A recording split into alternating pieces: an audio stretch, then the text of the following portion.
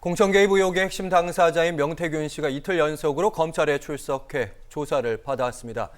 검찰이 구속영장을 청구할지 관심이 쏠리고 있는데요. 이슈와 법률 박시영 변호사와 함께 자세히 알아보도록 하겠습니다. 어서 오십시오. 네, 안녕하십니까. 네, 윤석열 대통령의 대국민 담화 이튿날 8일이었습니다. 공천 개입의 의혹의 당사자 명태균 씨 검찰 출석을 했는데 일단 소환 조사 배경을 설명해 주신다면요. 네, 이제 시청자분들께서도 익히 알고 계시다시피 이제 명태균 씨에 대해서 이제 수사 의뢰가 됐던 시점은 올해 2월입니다. 그런데 이제 공천에 개입한 것이 아니냐, 특히 이제 윤 대통령 부부와의 관계를 이용해서 공천에 개입한 것이 아니냐라는 의혹이 이제 언론 보도를 통해서 나오게 되었고요. 강혜경 씨의 국회 증언이 이어지면서 의혹이 급속도로 이제 확대가 되었습니다. 그러던 중에 이제 명태균 씨와 윤 대통령 간의 이제 통화 녹취록이 공개되는 등 의혹이 이제 뭐 국민적 의혹 수준으로 이제 크게 일었고요. 이제 그러다 보니까 대통령의 대국민 담화로까지 이어지게 되었습니다.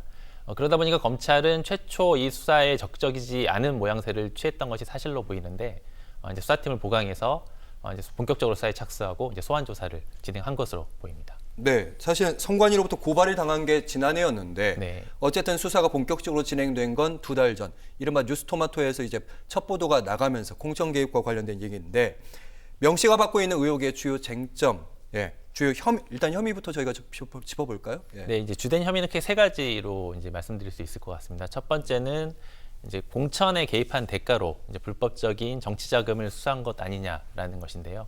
특히 이제 김영선 전 의원의 재보궐 선거 공천의 대가로서 9천만 원, 그리고 이제 지방선거에 출마하려고 하는 예비 후보자들로부터 이제 불법적인 정치 자금을 수사한 것이 아니냐, 이제 이런 의혹이 있고요. 이제 그런 것들을 이제 정치자금법 위반으로 보고 이제 수사를 진행을 하고 있는 것으로 지금 알려지고 있습니다. 예. 두 번째는 이제 뭐 창원에 있는 이제 산업단지 선정에 이제 개입했다는 의혹도 있고요. 그리고 20대 그 대통령 선거죠. 2020년 대통령 선거 과정에서 이제 윤석열 후보를 위해서 이제 미공표 여론조사를 실시하고 이 과정에서 여론조사를 조작했다라는 의혹이 이제 제기됐기 때문에 이제 그런 부분까지 포함해서 이제 검찰 수사가 진행이 되고 있습니다. 네, 지금 이제 명태균 씨가 여러 언론과 함께 수많은 말을 다 쏟아냈고 검찰 출석해서는 또 다른 말들을 쏟아내더라고요. 그러니까 검찰이 의심하는 부분과 명태균 씨의 주장 일목요연하게 좀 정리를 한다면 어떤 내용일까요? 그렇습니다. 일단 검찰에서 이제 확인을 하려고 하는, 이제 진상을 밝히려고 하는 혐의는 이제 크게 한 4가지 정도로 말씀을 드릴 수가 있을 것 같습니다. 첫 번째는 2020년 대선 당시에 이제 윤석열 대통령을 위해서 여론조사를 실시를 하고 그 대가로서 이제 김영선 전 의원의 공천권을 받은 것이 아니냐라는 의혹이 있고요. 이에 대해서 이제 명태균 씨 측은 미공표 여론조사이기 때문에 이것은 이제 본인이 참고하기 위해서 진행을 한 것이다. 따라서 불법적인 공천의 대가로 이런 부분이 이루어진 것이 아니다라고 검찰 소환 당시에 이제 입장을 밝힌 것으로 지금 보도가 되고 있습니다. 두 번째는 이제 말씀드렸던 이른바 공천의 대가로서 김영선 전 의원으로부터 이제 9천만 원을 수수한 혐의가 있는데요. 이 부분에 대해서는 명태균 씨는 김영선 씨와의 어떤 대여 관계에 따른 금전적 거래에 불과하다, 이제 이런 입장을 밝히고 있기 때문에 이것을 이제 정치자금법 위반으로 의율할 수 있는지가 이제 수사가 될 것으로 보입니다. 그리고 마찬가지로 이제 예비 후보자들로부터 약 2억 5,900만 원을 수수한 혐의도 조사 대상으로 지금 되어 있는데 이 부분에 대해서 명태균 씨는 마찬가지로 어떤 대여금이다. 그러니까 미래한국연구소 여론조사를 실시했던 여론조사 업체의 대여금이다라는 주장을 하고 있고 이 과정에서 본인은 관여한 바가 없다라는 입장을 현재 고수를 하고 있는 상태입니다. 그리고 창원 산단 그 부지 관련해서도 의혹이 일고 있는 부분은 이 과정에서 영향력을 행사했다. 그리고 사전에 그런 정보를 취득했다라는 의혹이 있는 것인데요. 이 부분 관련해서는 김영선 의원 쪽에 본인이 어떤 입장, 의견을 전달한 것에 불과하다. 이렇게 이제 입장을 밝히고 있기 때문에 이런 크게 말씀드렸던 4가지 의혹에 대해서 검찰 수사가 진행이 될 것이고요. 이 부분에 대한 명태균 씨의 해명의 어떤 진위 여부를 가리는데 수사가 집중될 것으로 보입니다. 네, 지금 정치자금법, 창원 제2산단 그리고 미공표 여론조사 이 부분 다 한마디로 말하면 명태균 씨는 전면적으로 부인을 하고 있는 셈인데 먼저 조사를 받은 사람이 강혜경 씨고 김영선 전 의원도 먼저 조사를 받았습니다.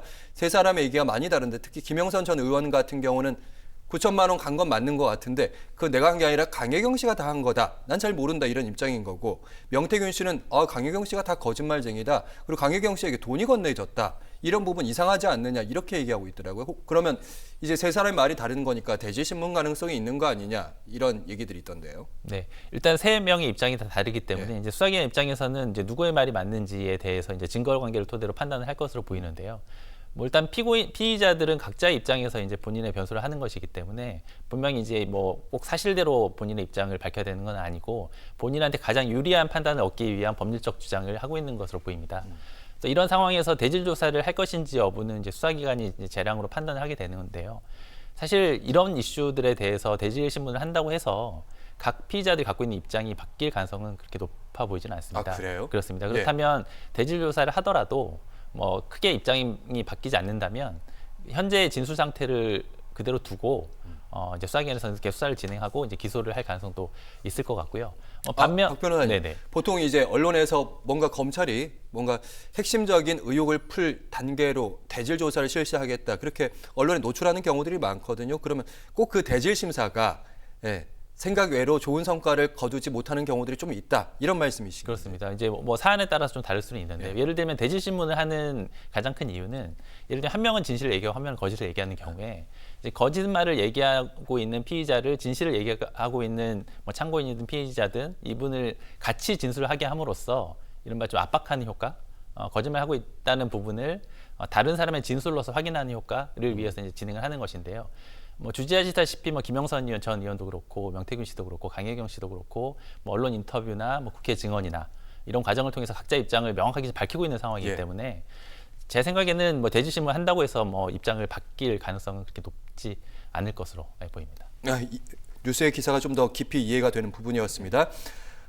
명태균 씨 이제 2번 소환됐고요. 보통 이렇게 소환되고 나면 하루 이틀 내로 검찰이 구속영장을 칠 사람은 치는 거고 그냥 안 치는 경우도 있지 않습니까? 어떻게 판단하시는지?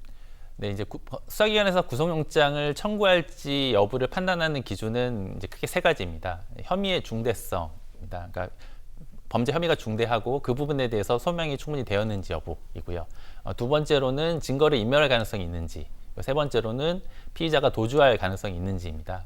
이 사안의 경우에는 이제 핵심적인 쟁점은 정치자금법 위반 혐의입니다. 특히 이제 앵커께서 말씀하셨던 명태균 씨나 김영선 전 의원이나 강혜경 씨나 모두 정치자금법 위반 혐의를 일단 받고 있는 상황인데요.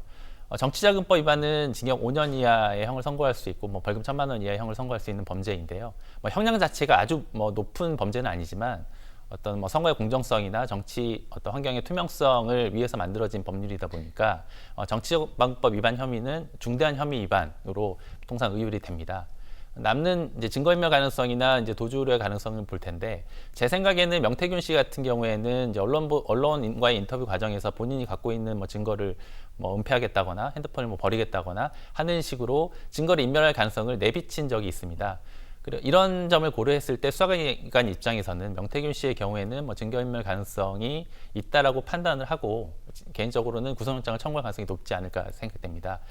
구속영장을 청구하는 시점은 앵커께서 말씀하신 것처럼 이제 소환조사 뭐 직후에 이루어지기도 하고요. 뭐 소환조사 후에 보강수사를 거쳐서 이루어지기도 하는데 현재까지 언론 보도에 따르면 검찰에서 이제 추가적인 소환조사 계획은 없는 것으로 현재까지는 파악이 되고 있기 때문에 조만간 구속영장을 청구할 가능성이 높아 보입니다. 알겠습니다. 구속영장 청구 가능성이 높다 이 말씀하셨고 이것만 좀 짧게 확인해 주십시오. 그러니까 지금 수사는 이제 김영선, 강혜경, 명태균 3명에 대한 수사만 집중하고 있는 거지 그 외에 이제 윤석열 대통령 내외에 대한 수사까지는 지금 확대된 건 아니다 이렇게 봐야 되는 거. 현재까지는 그렇습니다. 다만 이제 뭐 윤석열 대통령 같은 경우에는 이제 현직 대통령의 신분이기 때문에 사실 임기 중에 수사가 이루어질 가능성은 이제 없다고 보시면 될 것인데요.